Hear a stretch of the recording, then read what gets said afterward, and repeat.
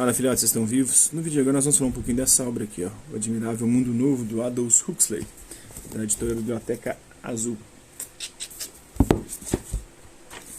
A Terra agora se divide em 10 grandes regiões administrativas.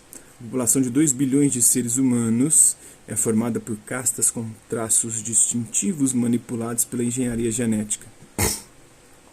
Nos laboratórios são definidos os poucos dotados destinados aos rigores do trabalho braçal e também os que crescem para acomodar.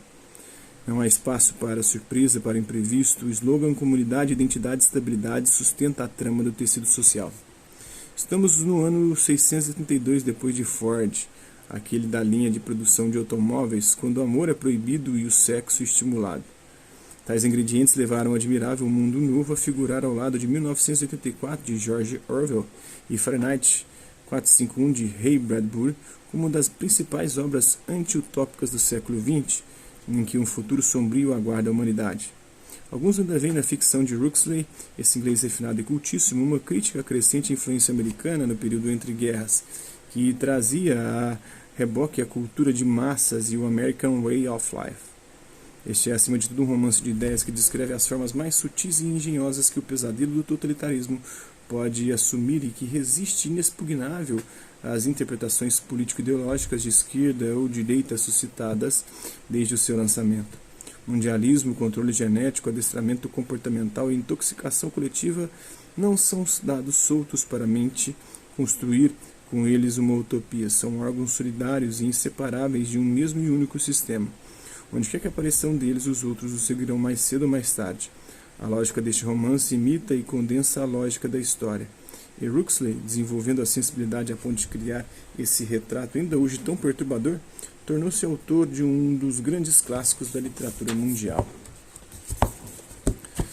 Aldous Leonard Huxley nasceu em 26 de julho de 1894 no condado de Surrey, na Inglaterra. Em 1932 publicou o clássico Admirável Mundo Novo e em 1954 narrou suas experiências com mescalina em As Portas da Percepção. Huxley morreu em 22 de novembro de 1963.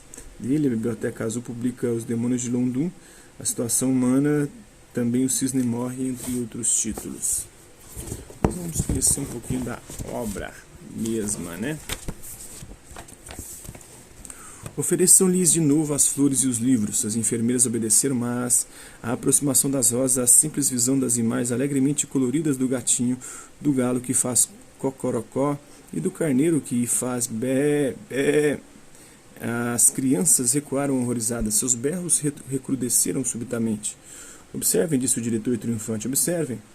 Os livros e o barulho intenso, as flores e os choques elétricos. Na mente infantil esses pares já estavam ligados de forma comprometedora. E ao cabo de 200 repetições da mesma lição, ou de outra parecida, estariam casados indissoluvelmente. O que o homem uniu, a natureza é incapaz de separar. Elas crescerão com o que os psicólogos chamavam de ódio instintivo aos livros e às flores. Reflexos inalteravelmente condicionados. Ficarão protegidas contra os livros e a botânica por toda a vida. O diretor voltou-se para as enfermeiras. Podem levá-las. Sempre gritando, os bebês de caqui foram colocados em seus carrinhos e levados para fora da sala, deixando atrás de si um cheiro de leite azedo e um agradabilíssimo silêncio. Um dos estudantes levantou a mão. Embora compreendesse perfeitamente que não se podia permitir que pessoas de casta inferior desperdiçassem o tempo da comunidade com livros e que havia sempre o perigo de lerem coisas que provocassem o indesejável descondicionamento de alguns dos seus reflexos, enfim, ele não conseguia entender o referente às flores. Por que se dar o trabalho de tornar psicologicamente impossível aos deltas o amor às flores? Pacientemente, o D.I.C. explicou. Se procedia de modo que as crianças se pusessem a berrar diante de uma rosa, era por considerações de alta política econômica. Há não muito tempo, mais ou menos um século, tinham-se condicionado os gamas, os deltas e até mesmo os ys a amar as flores em particular e a natureza selvagem em geral. O fim visado era despertar neles o desejo de irem ao campo sempre que fosse oportuno, obrigando-os assim a utilizar os meios de transporte. Eles não utilizavam os meios de transporte? Perguntou o estudante. Sim, e muito, respondeu o D.I.C. Mas nada mais. As flores do campo e as paisagens, advertiu, têm um grave defeito, são gratuitas. O amor à natureza não estimula a atividade de nenhuma fábrica. Decidiu-se que era preciso aboli-lo, pelo menos nas classes baixas. Abolir o amor à natureza, mas não a tendência a consumir transporte, pois era essencial, evidentemente, que continuassem a ir ao campo, mesmo tendo-lhe horror.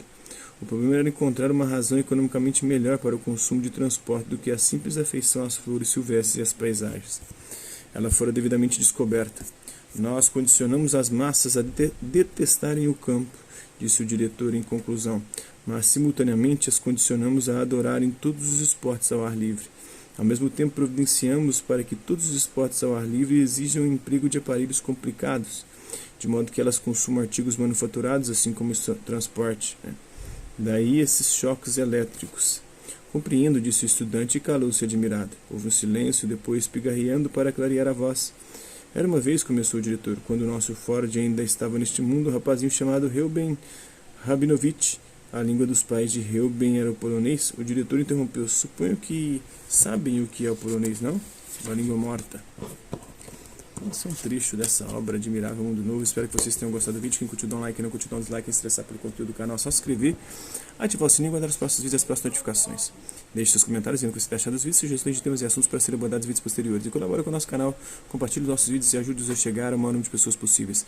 Gostaria de agradecer aos 861 inscritos no nosso canal, agradecer também aqueles carotas por conta de conteúdo que passa por aqui, deixando sua visualização, seu like, seu dislike, seus comentários, aqueles que compartilham os nossos vídeos, compartilhem o nosso canal, seja aqui nessa plataforma YouTube e outras redes sociais. Mas é isso aí, hasta la vista, babies, e até a próxima.